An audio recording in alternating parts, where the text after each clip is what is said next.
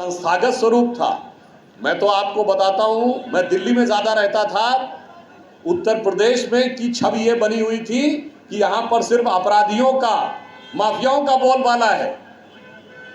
याद करिए फिल्में क्या बनती थी यूपी के बारे में, जिला गाजियाबाद, लखनऊ सेंट्रल, मिर्जापुर।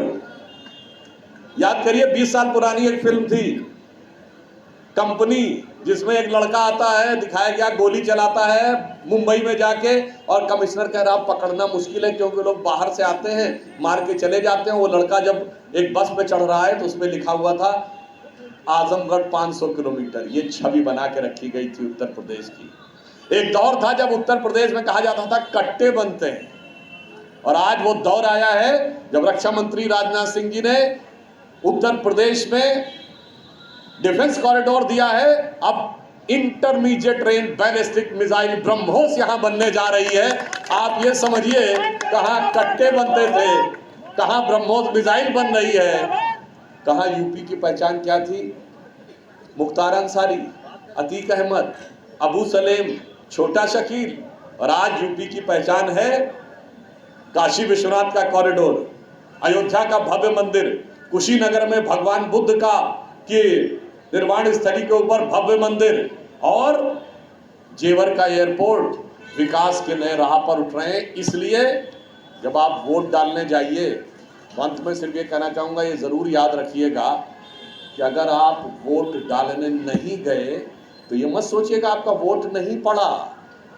वो अपने आप आपका एक वोट उन शक्तियों के पक्ष में पड़ गया जो भारत के टुकड़े टुकड़े देखना चाहती है।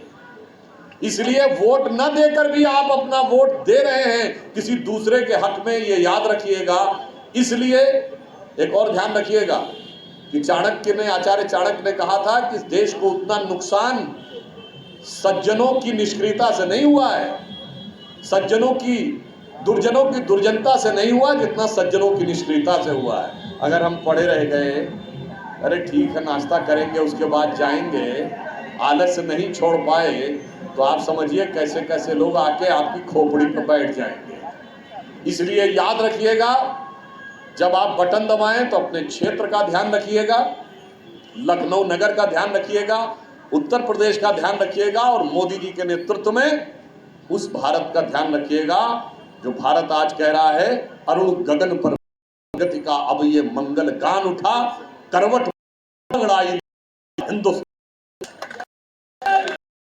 तो कहना चाहूंगा हमारे यहाँ विधानसभा प्रकाश,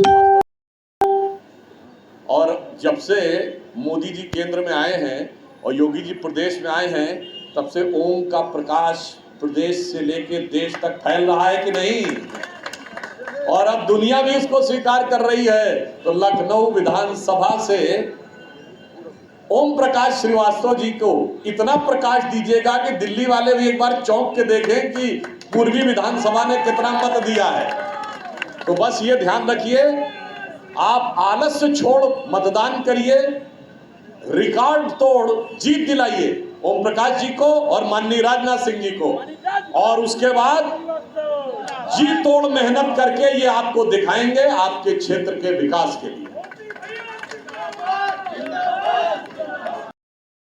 अब स्वस्थ रहिए। जो मोदी जी ने कहा था यही समय है, सही समय है, ये समय आ गया है, भारत उस मुकाम पे है। एक बिंदु और कह दूं, ये बहुत से लोग ये बताते थे ना कि वो हिंदू धर्म वायरस है, कोई कहता था वो कोरोना वाला वायरस है, कोई का डेंगू है, कोई मलेरिया है। हकीकत में वायरस उनके दिमाग में घुस गया है, और जब वायरस आपके शरीर में प्रवेश कर गया था कोरोना में, तो किस चीज की जरूरत थी, वैक्सीन की। और यहां भी आपको पता है वैक्सीन की कितनी डोज लगती थी, 3 डोज। तो पहली डोज लग चुकी 2014, दूसरी डोज 2019, और बूस्टर डोज 2024। इसलिए अब आगे बढ़िए, हम सब आगे बढ़ेंगे, देश को आगे बढ़ने का मार्ग प्रशस्त करेंगे। और इसी संकल्प के साथ श्रद्धेय अटल बिहारी वाजपेयी जी ने लखनऊ के लिए जो स्वप्न देखा था आदरणीय राजनाथ सिंह जी उसे साकार कर रहे हैं मोदी जी के नेतृत्व में, और आपके प्रत्याशी ओम प्रकाश जी उन्हीं के पथ का अनुसरण करते हुए आगे बढ़ेंगे। इसी